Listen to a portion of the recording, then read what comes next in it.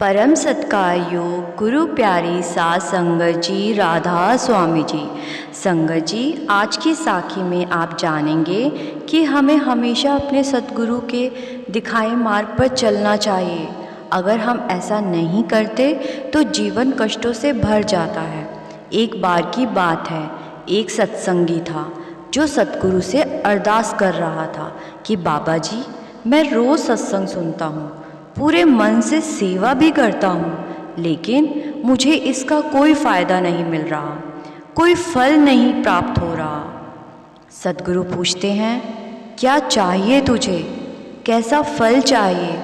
तो वो सत्संगी कहता है, बाबा जी, मेरी आर्थिक स्थिति बहुत खराब है। मेरे पास ना रहने को घर है और ना ठीक से रोटी का जुगाड़ हो पाता है। बाबा जी, बस इतनी कृपा कर दो कि मेरे सर पे छत और 2 वक्त की खाने को रोटी मिलती रहे। सद्गुरु समझ गए और बोले कि बेटा, मैं समझ गया कि तुझे पैसे की ज़रूरत है। ठीक है, इतना तो मैं तेरे लिए कर दूंगा, लेकिन तेरे मन में इसके अलावा तो कोई और इच्छा या लालच तो नहीं है? तो वो सत्संगी झुककर बोलता है कि नहीं बाबा जी, बस इतना मिल जाए तो मुझे और किसी चीज़ की लालच, लोभ या इच्छा नहीं रहेगी। सद्गुरु उसको कहते हैं, ठीक है, एक काम करो, मेरे कमरे में 4 दिए लेकर आओ। तो वो 4 दिए बाबा जी के कमरे में लेकर जाता है। बाबा जी वो चारों दिए उस सत्संगी के हाथ में देते हुए बोलते हैं कि अब एक काम करना कि पहले दिए को जलाना और इसको हाथ में लेकर उत्तर दिशा की ओर चलना, और जहाँ पर ये दिया बुझ जाए ठीक उसी जगह खुदाई करना, तुम्हें वहाँ बहुत सा धन मिल जाएगा। लेकिन अगर इससे भी तुम्हारा गुजारा ना हो तो फिर दूसरा दिया जलाकर दक्षिण दिशा की ओर जाना, और जहाँ वो दिया बुझ जाए वहाँ खुदाई करना, वहाँ तुम्हें और धन मिल जाएगा। और अगर उससे भी तुम्हें लगे कि ये भी कम होगा तुम्हारे गुजारे के लिए, तो तीसरे दिए को जलाना और पूरब की ओर चलना। चलते चलते जहाँ पर वो दिया बुझ जाए वहाँ फिर से खुदाई करना, वहाँ और ज़्यादा धन दौलत मिल जाएगी। फिर सद्गुरु बोले कि एक बात का ध्यान रखना कि पश्चिम दिशा की ओर मत जाना, नहीं तो तुम मुसीबत में पड़ जाओगे। तो सत्संगी बहुत खुश हो जाता है और पहला दिया जलाकर बाबा जी के कहे अनुसार उत्तर दिशा में चलता है, और जहाँ वो दिया बुझ जाता है ठीक उसी जगह वो खुदाई करता है। खुदाई में उसको एक मटका मिल जाता है जो सोने से भरा होता है। वो बहुत खुश हो जाता है।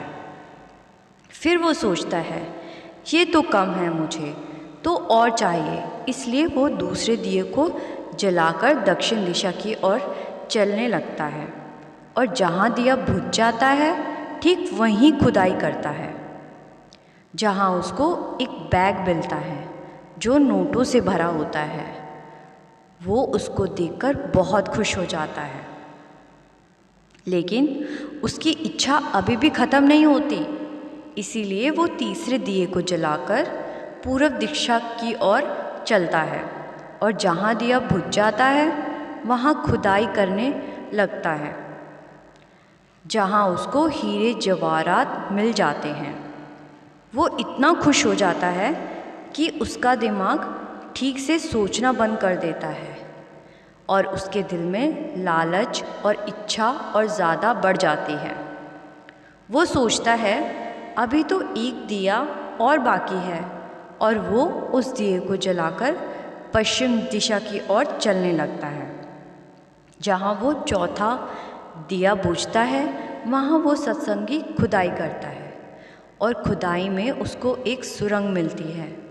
वो सोचता है, इस सुरंग में ज़रूर बेशुमार धन दौलत छिपी होगी, और वो उस सुरंग में प्रवेश कर जाता है।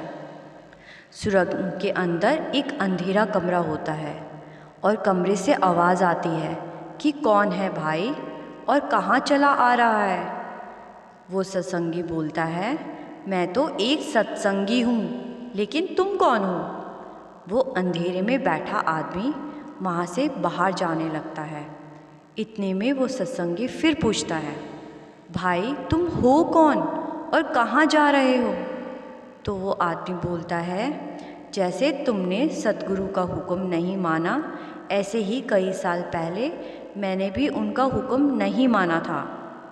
मेरे मन में भी लालच आ गई थी और सतगुरु ने मुझे बोला था कि जब तुझसे भी बड़ा कोई लालची इस सुरंग में आएगा, उस दिन तुझे इस सुरंग से मुक्ति मिल जाएगी। इसीलिए भाई आज से तू यहाँ रहेगा और मुझे जाना होगा। ये कहकर वो आदमी वहाँ से चला गया और उस सत्संगी को अपने किए पर बहुत पछतावा हो रहा था। वो खुद को कोसने लगा कि क्यों मैंने लालच की और क्यों सतगुरु के हुक्म का पालन नहीं किया। वो रोते रोते सतगुरु को याद करने लगा। फिर सतगुरु ने उसको दर्शन दिए और बोले, बेटा जिस दिन तुझसे भी बड़ा कोई लालची यहाँ आएगा, उस दिन तू मुक्त हो जाएगा।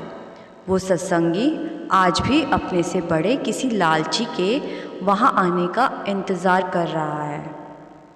संगत जी, इसीलिए हमें हमेशा सतगुरु की रज़ा में खुश रहना चाहिए।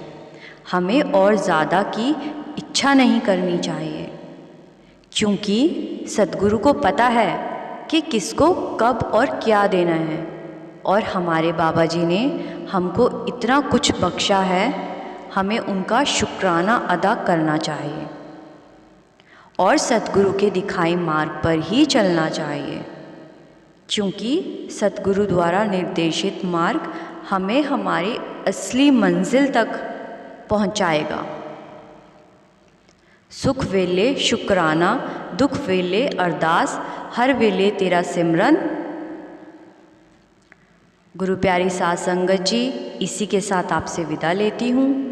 आपको सतगुरु की ये साखी अच्छी लगी तो वीडियो को लाइक, शेयर और कमेंट में राधा स्वामी लिखना ना भूलें जी। ऐसी और भी रूहानियत भरी साखियाँ सुनने के लिए इस चैनल को सब्सक्राइब ज़रूर करें, जिससे जब भी इस चैनल पर कोई नई साखी आए उसका नोटिफिकेशन आपको मिल जाए। गुरु प्यारी साध संगत जी, राधा स्वामी जी।